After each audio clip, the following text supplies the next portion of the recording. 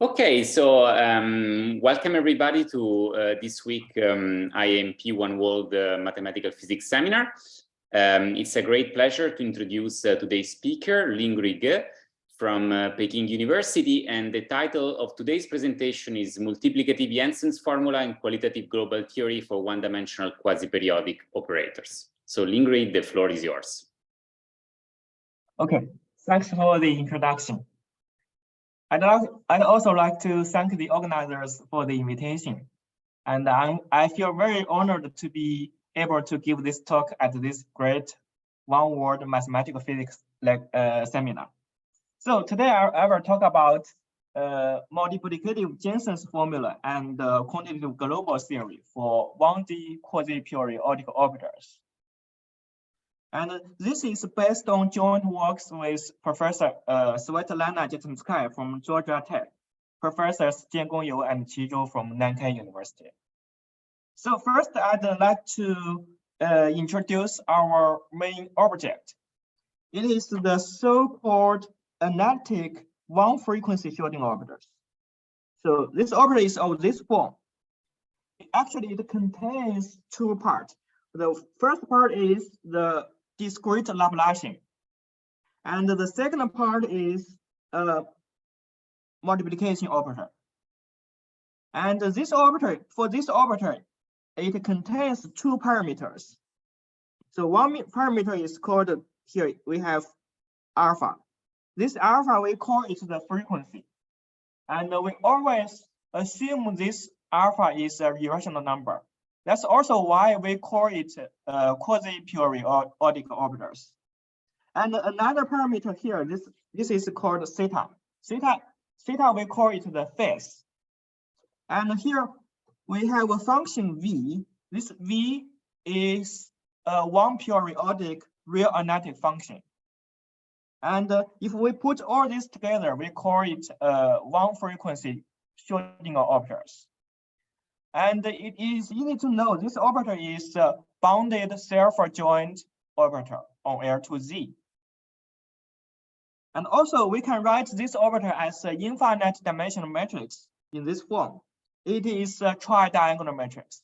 And on the diagonal part here, it is a sequence generated by a function, an analytic function, taking the values along the orbit of irrational rotation on the circle. So this is the main object.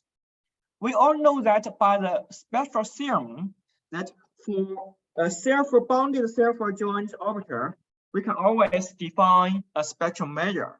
So actually, we can define many spectral measures, and in general we can denote this spectral measure by mu theta. And one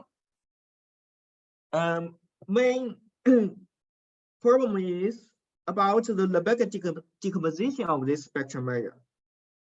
We know that for a spectral measure, it can always be decomposed into the absolutely continuous part, the singular continuous part, and the pure point part.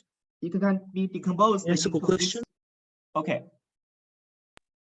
Do you define the Hamiltonian on the left side by the right-hand side? I mean H. H, yeah. This H, this is the operator, and H apply. If H acts on U, we can take the nth position of this vector. It is defined in this way. Well, I think it should be difference between UN-1 and UN+1 because it should approximate a differential operator, I think. Yeah. Actually, it is of this form minus the discrete Laplacian is of this form, but we can put this -2 here. Yeah. Put this -2 on into this v theta. Yeah. Oh, I see. Okay, thank you. Okay. And for an operator, so our main question is when we have such a one-periodic one-frequency shorting operator, what can we say about the Lebesgue decomposition of this spectral measure? So if this mu theta only equals to mu theta AC, if we only have this part, we will say this orbital has purely absolutely continuous spectrum. If mu theta equals to mu theta pp, we will say this orbital has a pure point spectrum. Okay, so this is our main task. And then next, I'd like to introduce our motivations about the multiplicative Jensen's formula and the quantitative global theory. Actually, we have two motivations. One is from the spectral theory side. And another motivation is from the dynamic system part. So first, I will introduce our motivation from the spectral theory side. So in the past 40 years, most of the analysis on the spectral analysis on the one frequency Schrodinger orbital is the so-called local analysis. So here by local, I mean, we assume this analytic function equals to lambda times f. And we assume lambda is very small or lambda is very large. So we have a parameter lambda here. If lambda is very small, we call this kind of potential the small-like potentials. And in this case, we can view this Schrodinger orbital as the small perturbation of the free Laplacian, since the potential is very small. And since the free Laplacian has a purely absolutely continuous spectrum, so many mathematicians proved that in this case, this orbital also has purely absolutely continuous spectrum. And the typical phenomenon is the so-called physical phenomenon is so-called transport. And on the other side, if we assume this v equals to lambda f and lambda is very large, this is the so-called big-like potentials. And for this kind of potential, we can view it as the perturbation of diagonal orbital. So we can view the free Laplacian as a perturbation. Since the diagonal metric orbital has a pure point spectrum, so also many mathematicians proved that in this case, this orbital, this quasiperiodic orbital also has purely point spectrum. And the corresponding physical phenomenon is so-called localization. Okay, these are two these are called local analysis. As we can see here, if we draw, we can see from this picture, if lambda goes from 0 to infinity, then there is a phase transition. So when lambda is small, it is AC spectrum. When lambda is large, it is the pure point spectrum. So a natural question is, do we have a point here? Do we have a phase transition point? So if lambda is on the left of this point, it is pure absolutely continuous spectrum. If lambda is on the right side of this point, it is pure point spectrum.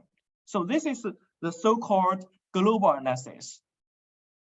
So if we do not assume lambda very small or very large, how can we give a complete analysis, spectral analysis of the orbital?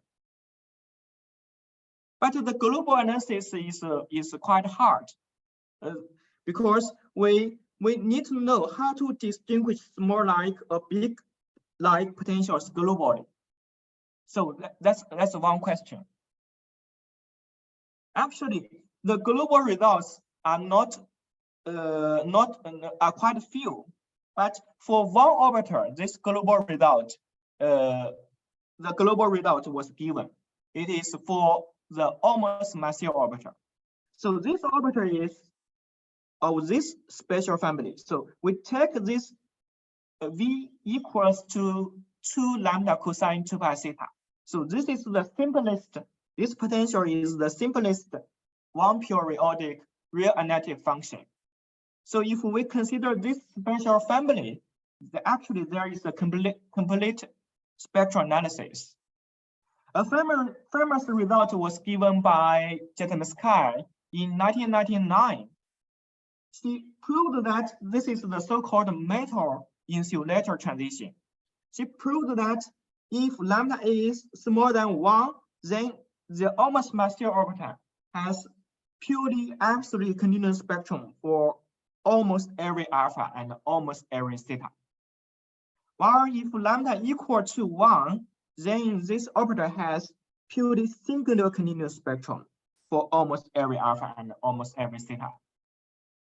And the remaining case is if lambda is larger than 1, then this orbital has Anderson localization for almost every alpha and almost every theta. Here, Anderson localization means this orbital has pure point spectrum and all eigenfunctions decay exponentially. So as you can see, we can draw a picture here. The almost massive orbital undergoes a phase transition at the point lambda equal to 1. So lambda equal to 1 is the phase transition point.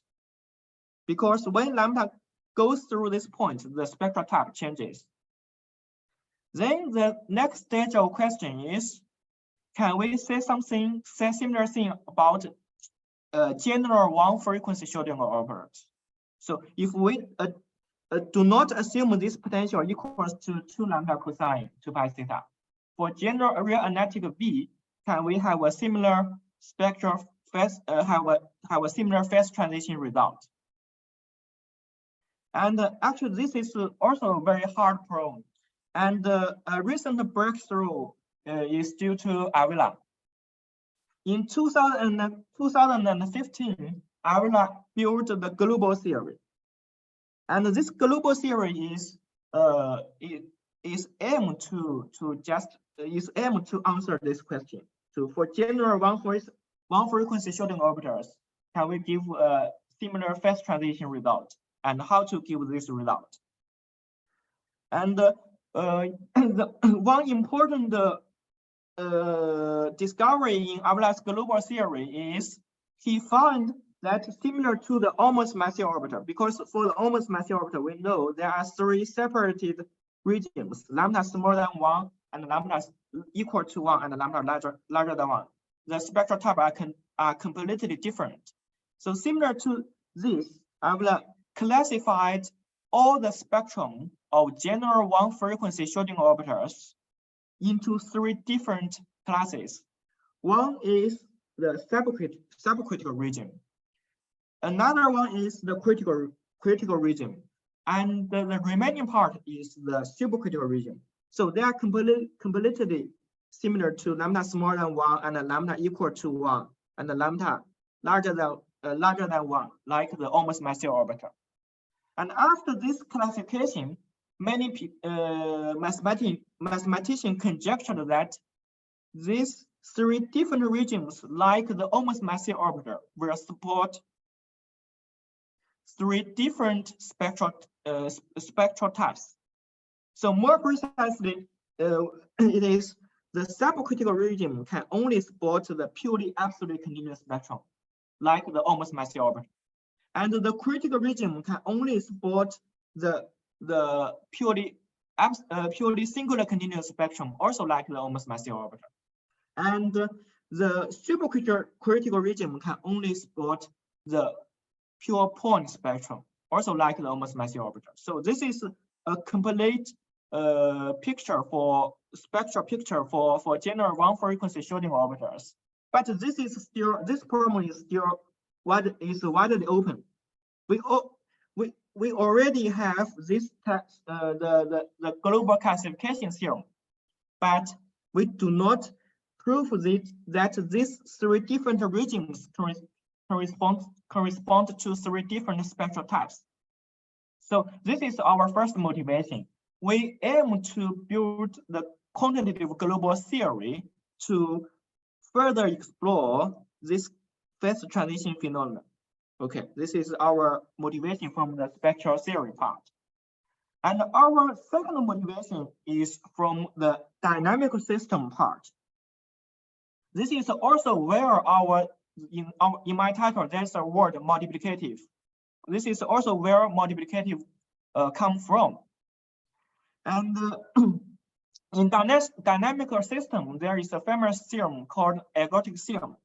It says that if we have a triple pair X mu T, and this pair is, we further assume this is ergodic. And if we have a measurable function here, then we can consider the time average of F. The limit of the time average of F exists for almost every X. So this is what ergodic theorem said, and it equals to the space average of F. Later, many mathematicians try to generalize the ergodic theorem to the multiplicative case. So one famous multiplicative ergodic theorem is the so-called Kingman's multiplicative ergodic theorem. This ergodic theorem says if we have an ergodic pair here, but we replace this measurable function F by a measurable matrix A. So we replace a function by a matrix. Then we can consider the product of this matrix. And we take the norm, take the log, and use it over N. Then the limit still exists. And it equals to, we call the limit the Lemma exponent. Actually, in this matrix norm do you take? What? Which matrix norm do you take? Frobenius norm or L2 norm, or what? Which norm? Oh, L2 norm or infinite norm. You can take either any norm because here is there is 1 over n. So different norms are equivalent. In they are up to a constant because when you take this 1 over n, they will disappear. So you can either take L2 norm or take the supremum norm. Yeah. Okay. Okay. Yeah. This limit still exists, but actually in this limit, if we consider this matrix equals to a function f, then the log product just means the sum of log f. So it reduces to the classical ergodic theorem. But when here A is a matrix, then we cannot write it as a sum of log A. So this is different from the classical ergodic theorem. So this is multiplicative ergodic theorem. Now we can explain what is multiplicative Jensen's formula. We also start from the classical Jensen's formula. So the classical Jensen's formula says if we have a holomorphic function from C to C, and if we have a circle, also we give a circle here, give a disk of radius r. And if we know the zeros of f inside this disk, we denote the zeros of f inside the disk by ai. Then we further assume f0 is not 0 and f does not vanish on the circle radius r. Then we have a representation of the integral log f. The integral of log f over the circle radius r has a very explicit expression. It can be expressed by the zeros of this f inside this disk of radius r. So actually this formula links the integral of f to the distribution of f, or the distribution of the zeros of f. It seems that in this formula, there's nothing to do with ergodic theorem, but actually we can link the Jensen's formula and the ergodic theorem in a quite obvious way. Since here, actually, this left side, this integral is the left side of Jensen's formula. We can also view it as the space average of log f re 2 pi I theta. If we view it as a space average, then we can apply ergodic theorem. We can consider a natural triple pair, the unit circle, and the Haar measure on the unit circle. And here the ergodic transformation is the irrational rotation over the unit circle. Then if we consider this triple pair, it is certainly ergodic. And we can rewrite this left side of the Jensen formula as a limit here. 1 over n, the lowering product of f r e to pi theta along this orbit. So actually, we can link the Jensen's formula with the algorithm in this way, to the algorithm in this way. It just means, so Jensen's formula just means for this limit here on the right side, it has a simple representation. If f is a negative function, then for the limit in the algorithm, it has a very simple representation. It is related to the zeros of f. And now we can explain what is multiplicative Jensen's formula. It just means in this limit here, we replace this analytic function f by an analytic matrix. So we consider a holomorphic matrix, and this limit, then we consider we replace this f in this limit, we replace the analytic function f by an analytic matrix f. And this limit still exists. This is Kinkelman's multiplicative algebraic theorem. And the question is, do we have a simple representation for this limit? So this is the meaning of multiplicative algebraic theorem. So if we have a expression, so what does the quantities in this expression related to? It is the zeros of the matrix or some other quantities of this matrix. So this is the meaning of multiplicative algebraic theorem, multiplicative Jensen's formula. And today we will build this multiplicative Jensen's formula for 2x2 matrix. So we consider a 2x2 holomorphic matrix, and we further consider a Schrodinger matrix. It is a special 2x2 matrix. We mainly consider this matrix because it is related to the spectral theory or Schrodinger operators. So anyway, we will consider this Schrodinger matrix, and for this Schrodinger matrix here, this V is an analytic function. So this matrix is analytic. And then this limit exists. So this is also by Kinkelman's multiplicative algebraic theorem. Here we have a parameter epsilon here. Epsilon just means we write r equals to e to negative epsilon. So we write r here. So we will build multiplicative multiplicative Jensen's formula for this epsilon e. And why we believe such a multiplicative Jensen's formula exists? This also comes from Avala's global theory. So actually, if we use one simple picture to describe the classical Jensen's formula, we can use this picture. So this is the quantity appeared in Jensen's formula. Then Jensen's formula just means this r epsilon f if we view it as a function of epsilon. So this just means the radius of the disk. So if we enlarge the disk, then the zeros will be more and more. So this r epsilon f will change. So the classical Jensen's formula just says we have the picture of I epsilon f is of this form.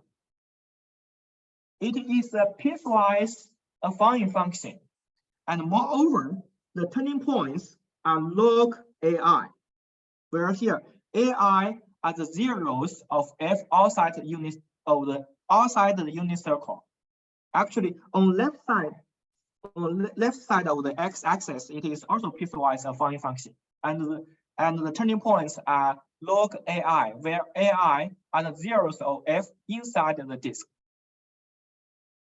Okay, so this is what the classical Jensen's formula said. So the most important thing in the classical Jensen's formula is in this picture, we can explicitly write down the turning points. They are log ai. So this is the classical Jensen's formula. And for if in this limit we replace a function f by a 2x2 matrix. Further, if we further assume this matrix has determinant 1, this is called SL2C analytic matrix. If we replace this function by this matrix, then in Avala's global theory, one important discovery is this. If we still consider this limit, the picture of this limit, it is still a piecewise affine function. And moreover, the slopes are all integer. So the slopes are all integer. So this makes us believe that since these two pictures looks exactly the same, so we believe that multiplicative Jensen's formula should also be true for this. If we replace this function by a matrix, there still exists such a formula. And the most difficult part is to find the turning points, because in this Jensen's formula, we can we can explicitly give these turning points. And in this picture, I will only say it looks like this, but it gives nothing about the turning points. And this is our main result. For the Schrodinger case, if we also this A is a Schrodinger matrix, and in the Schrodinger case, we can prove that this L epsilon E looks exactly in a Jensen way. So first it is a piecewise affine function. Secondly, we can find the turning points in some explicit way. So there are some reliable exponents of certain dynamical systems. So these quantities, since these quantities are reliable exponents, so they are topologically invariant. So this is our main result, to give an explicit Jensen's formula for the Schrodinger cocycle. And in this picture, we can compare this picture as the classical Jensen's formula. In the classical Jensen's formula, we have turning points log AI. And in this picture, we have turning points gamma I. So these two quantities are exactly, they're similar to each other.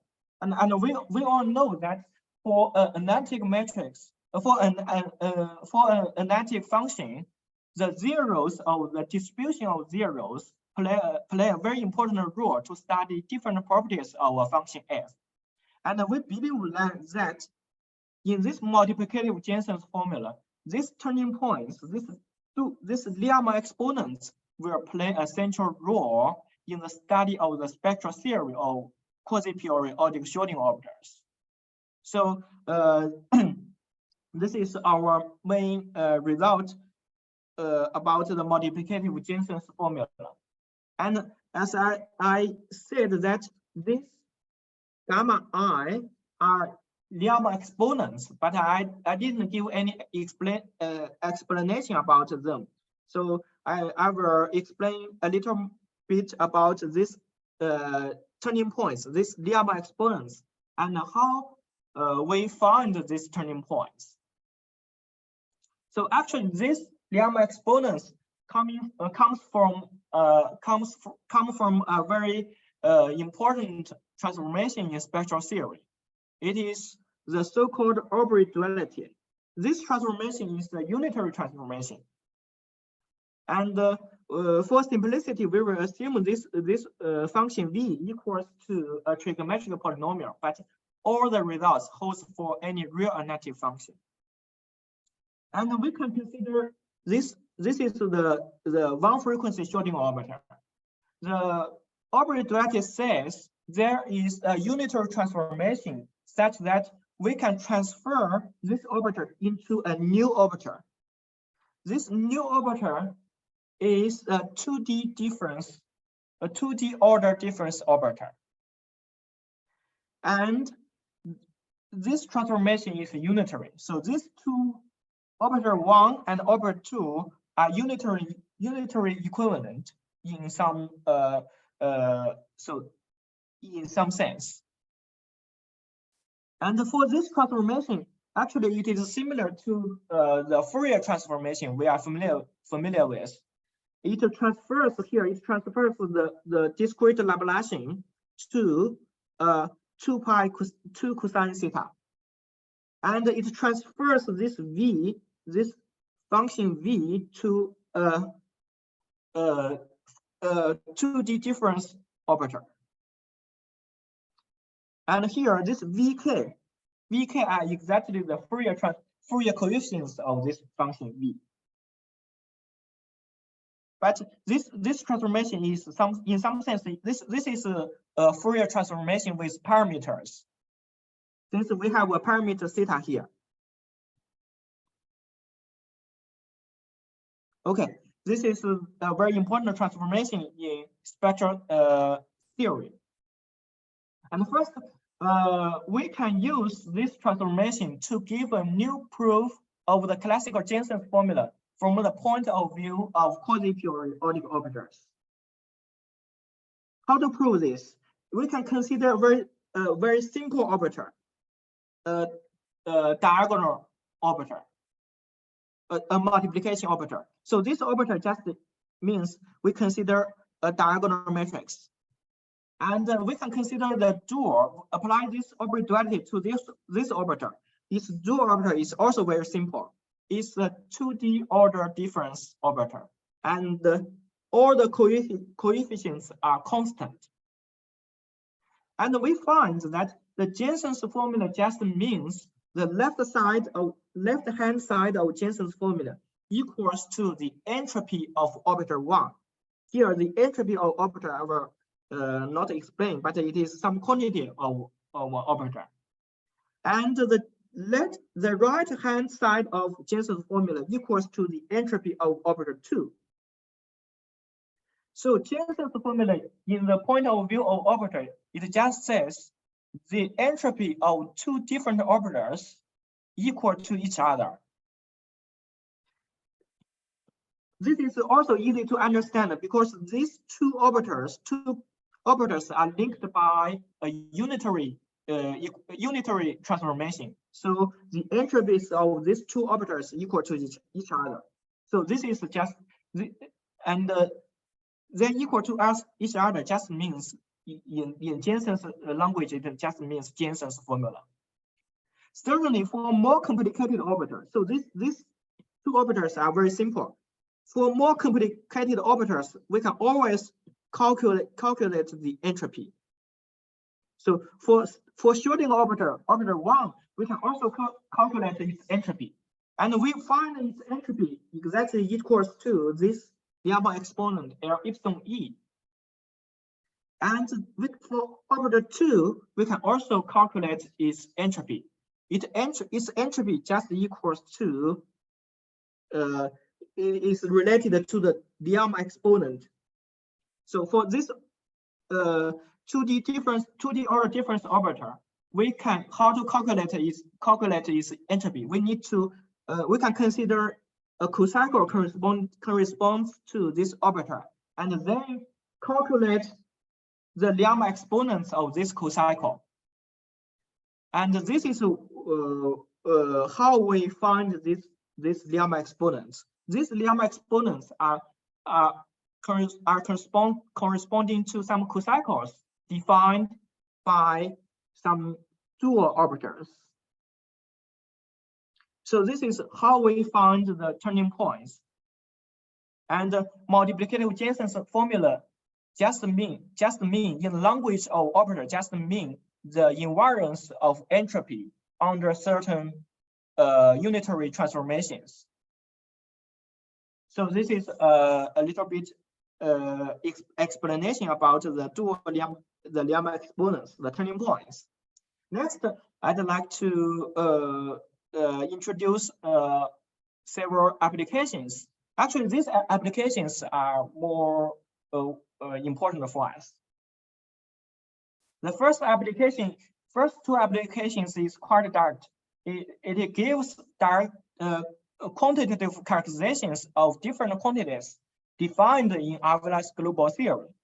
For example, in Avela's global theory, he defined a very important quantity called the acceleration. The acceleration just means we know this L epsilon E is a piecewise affine function, and the acceleration just means the slope of the first piece. The slope of the first piece, and it is related. It is related to the different problems like Anderson localization or contour spectrum problems. Anyway, this is a very important quantity. And by our quantitative global theory, we can give a different quantitative characterization of this acceleration. It equals to the minimal Lemma exponent, the multiplicity of the minimal Lemma exponent here. And this new characterization is more easy to calculate for some systems. Actually, we can use this characterization to give a partial result to Avela's conjecture on acceleration. But since time is limited, I will not say more about this the acceleration conjecture. Anyway, this is one quantitative characterization of acceleration. Another quantitative characterization is about the subcritical radius. This subcritical radius is defined in this way. It equals to the supremum of this epsilon such that L epsilon E equals to 0. And we prove that this subcritical radius equals to the minimal Lemma exponent of the dual system. In particular, for the almost massive orbiter, this subcritical radius equals to log lambda for all E in the spectrum. And the exact value of this subcritical radius actually is very important for some sharp spectral estimates. For example, it is related to the sharp estimates on the asymptotics of the decay rate of the spectral gap, or it is related to the sharp growth rate of the generalized eigenfunctions. Anyway, this quantity, this exact value of this quantity is related to different sharp spectral estimates. So these are two very direct spectral applications. The next two applications are not so direct, but we think they are more important. Actually, our quantitative global theory, we think the most important part is it gives us a new point of view to see the one frequency shielding orbiters. It gives us a very symmetric picture here. So this H is the original one frequency shielding orbiter, and this L hat is its dual orbiter. So this is a new orbiter defined by orbit duality. And our quantitative global theory proved that this H is subcritical if and only if its dual orbiter is supercritical. This original orbiter is critical if and only if its dual orbiter is critical. And the H is supercritical if and only if its dual orbiter is subcritical. So this is a very symmetric picture. And this picture actually links supercritical and subcritical and supercritical. Usually, we use different techniques to deal with different regions. For example, for the subcritical region, we often use almost reducibility method to deal with this region, the problems in this region. And for the supercritical region, one important method is called the almost localization method. So these two methods are completely different, but this symmetric picture indicates that these two techniques should also be linked to each other in a global way. So more precisely, usually we will use almost reducibility method to prove the pure absolute continuous spectrum problem, and we will use almost localization method to prove the pure point spectrum problems. And this symmetric picture indicates that we can also use the almost localization method to prove this pure AC spectrum problems. And we can also use almost reducibility method to study the pure point spectrum problems. So these two techniques can be either used to deal with different problems. And this new observation allows us to give a new proof of a very important conjecture called the almost reducibility conjecture. The almost reducibility conjecture was proposed by Avila in around 2006. It says that subcritical implies almost reducibility.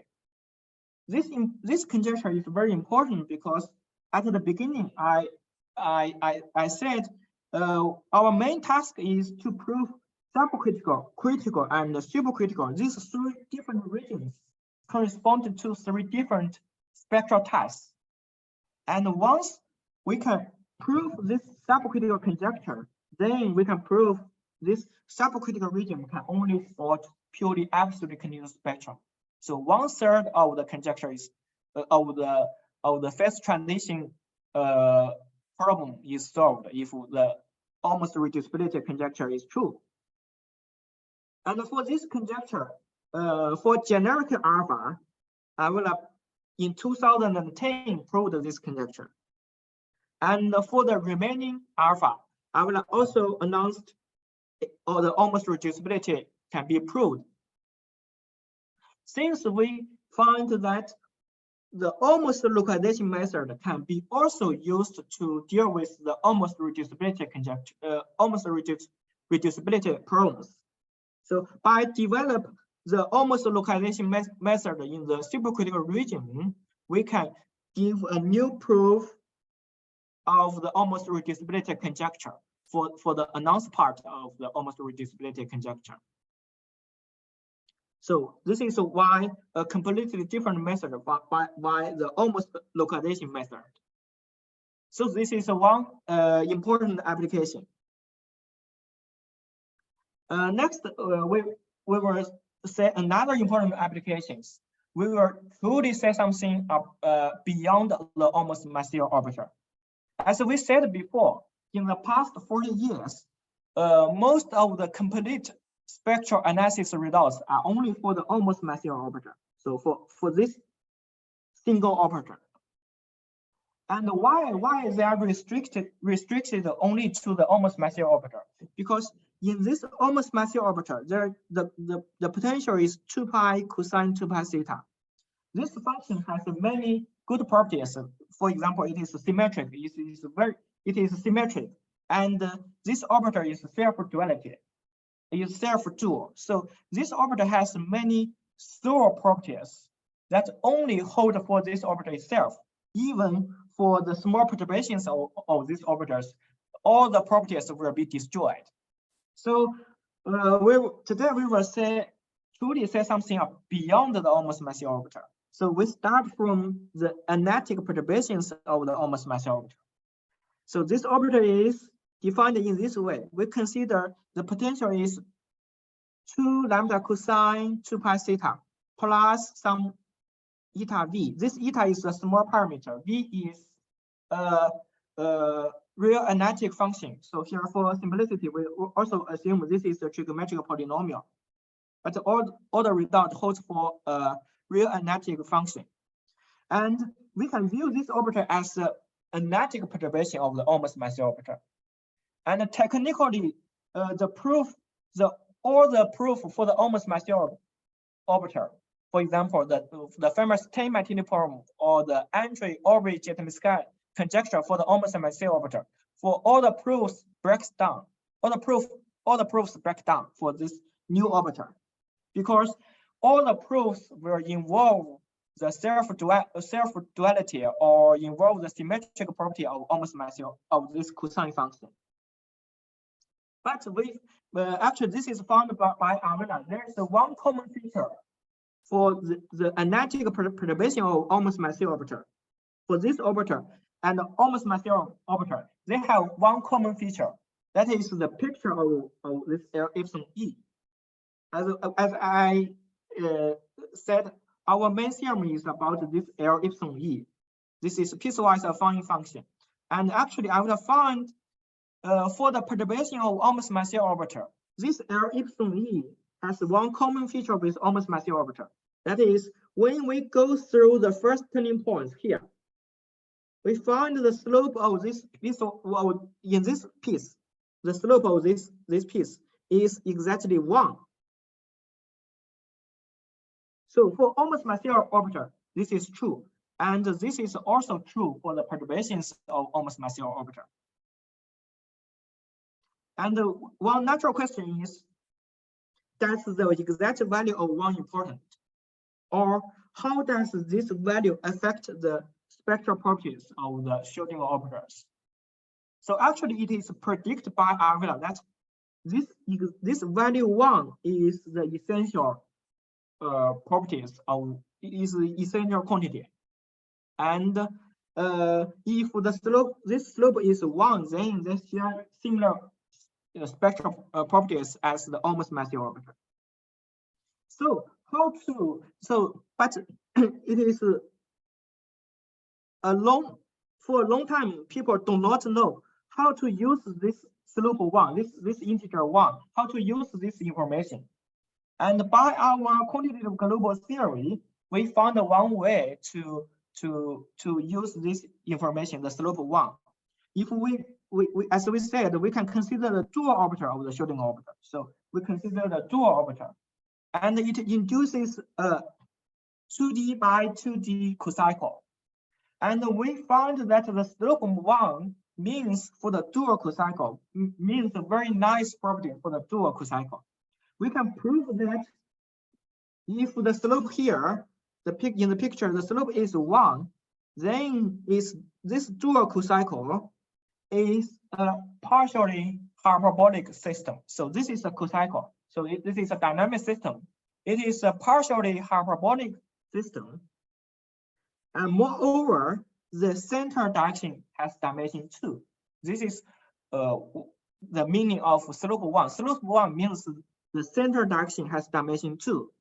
And as a corollary, we can prove this 2D order difference orbiter has spectral multiplicity 2. So although this orbiter is the 2D difference orbiter, in general, the spectral multiplicity can be 2D. But here, if it is the dual of the analytic perturbations of the almost massive orbiter, then the spectral multiplicity of this orbiter can only be 2, like the Schrodinger orbiter. Actually, this observation is crucial for us. I will later explain. Here, I mean, for a partially hyperbolic system, I just mean we can decompose this C2D into 3 parts. The most contracted direction, the most expanded direction, and the center direction. Moreover, the center direction has dimension 2. Or in other words, we can conjugate this 2D by 2D cocycle into 3 parts, and the center part is a 2 by 2 matrix. So this observation, this I will say, let's explain more. Actually, this observation explains why in the past 40 years, most of the global results, complete spectral results are only for the almost massive orbiter. Because in this point of view, the almost massive orbiter is quite simple because we do not have the most contracted and the most expanded direction. So these directions are empty. And moreover, the center direction has dimension 2. And the analytic perturbations of the almost massive orbiter is technically more complicated because now we will truly have the most contracted and the most expanded direction. But still, crucial thing is the center direction still has dimension 2. And we will actually prove the most contracted direction and the most expanded direction will not affect the whole properties of the dynamic system. So this dimension 2 is the crucial part. So this is why the slope 1 is the crucial part. Because when this affects the dimension of the center direction, and with this observation and some other new techniques, we can prove almost everything for the perturbations of almost massive orbiter. For example, we prove that the Fermat's 10-magnitude problem is also true for the analytic perturbations of the almost massive orbiter. So if for any irrational alpha, for any real analytic perturbations of the almost massive orbiter, this orbiter still, the spectral set of this orbiter is still a contour set. So this also means the 10-magnitude problem is robust. So when we perturbation this orbiter a little bit, this spectral set is still a contour set. Another result is the Lingrui Ge phase transition conjecture is also true for analytic perturbations of the almost massive orbiter. So if we consider the analytic perturbations of the supercritical almost massive orbiter, then we also have a phase transition result. If the lemma exponent is larger than beta for some parameter, then this orbiter has Anderson localization for almost every theta. Then if this lemma exponent is smaller than beta, then it has purely singular continuous spectrum for all theta. So anyway, by this observation, we can prove that almost everything for almost massive orbiter is true for the analytic perturbations of almost massive orbiter. But we need to combine quantitative global theory and some other techniques. For example, we need to build Kutani theory for partially hyperbolic system, a more dedicated Kutani theory for partially hyperbolic system. Yeah, I think that's all. Thank you for your attention. Thank you very much, Lingrui, for this very interesting talk. I now leave the floor to the audience for questions or comments. So actually, maybe I can start with a very naive one. So in the last result you presented, can you cover also lambda less than 1? So you mean this lambda larger than 1? Right. So that's for lambda larger than 1. And do you know what happens if lambda is less than 1? Or if lambda is smaller than 1, then this orbiter has we consider the perturbation. The perturbation orbiter will have purely absolutely continuous spectrum. This is already proved by some other people. Yeah. Okay. Yeah. I see. Yeah. Thank you. Questions or comments? Yes. This is actually the corollary work, right? And is it what you just said? Right? Yeah. The corollary of almost arc. Yeah. Correct. Actually, we do not. One that does not need to use arc because the openness of almost reducibility is enough. Because for the almost massive orbiter, it is already proved that it is almost reducible. Yeah. Thank you. Other questions? I also have a question. So omega equals to 1 corresponds to the dimension of the central. The center equals to 2, right? Yeah, so right. I didn't fully get, you were saying that it's always like this, or is it like actually if we have almost massive and the perturbation of almost massive is like this? Are there situations that there's no central, for example, like if it's you mean except the perturbation dimension of EC equals to 0? Are there this situation? So here you are talking about it, they all have these properties where dimension of EC equals to 2. Yeah, right. Are there situations that are there operators such that dimension of EC equals to 0?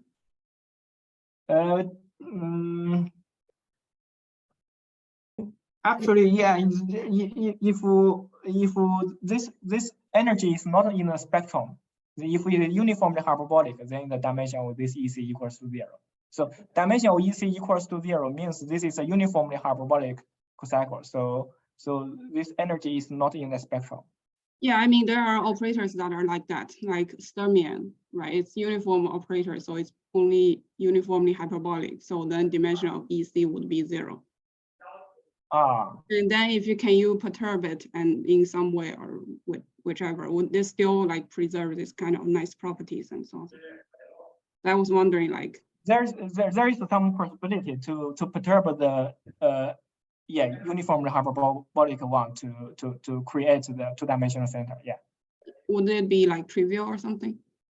I think it depends on which way you perturb this operator. If you have you can perturb every parameter, then maybe it's easy. If you can only perturb one parameter, one specific parameter, then maybe it's not so easy. Yeah. I see. So the point is to see when you perturb whether you still destroy this dimension of EC from this point of view.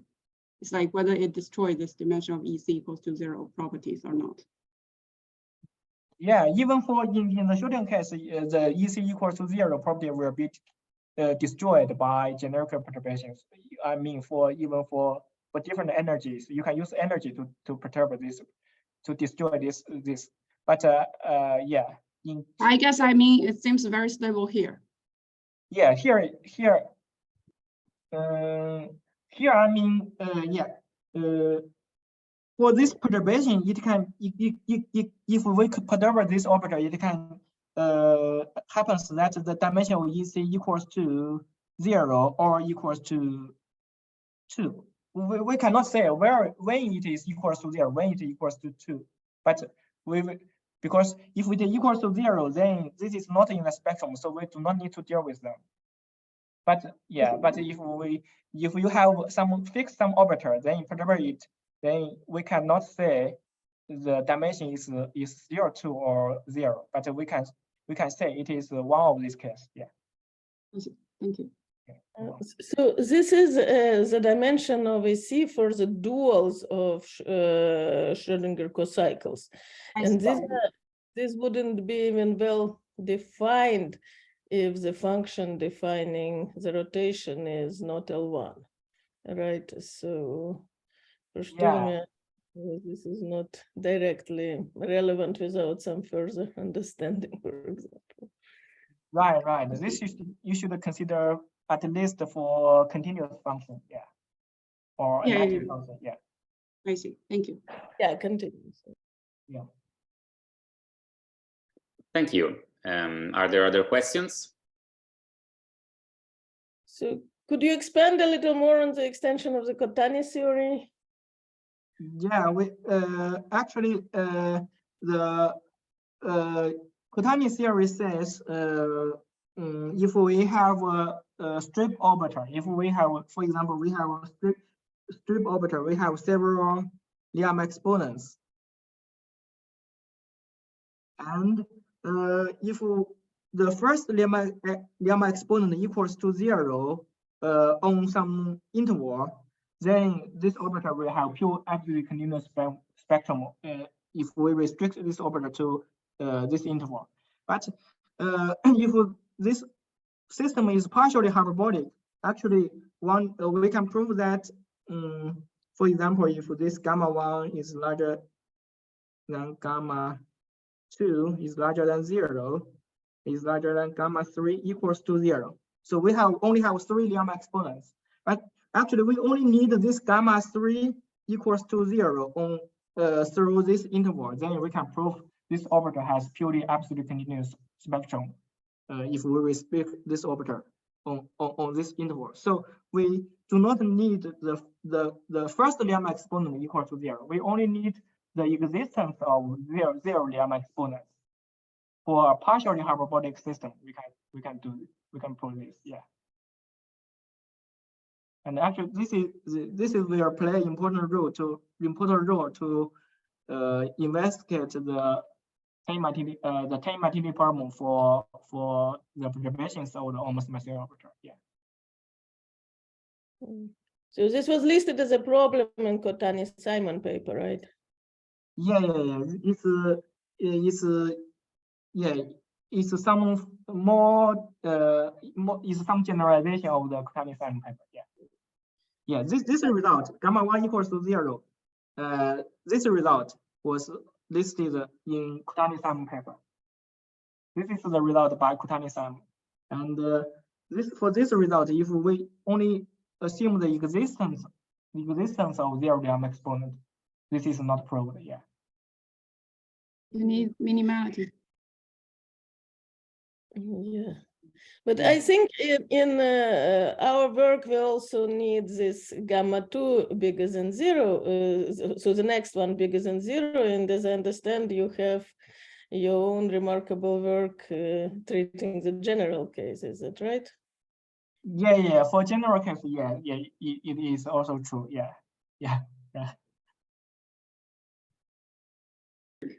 Thank you. Are there other questions or comments? It does not seem to be the case. So let's thank again Lingrui for the very nice talk and the very interesting discussion. Thank you very much. Yes, thank you very much.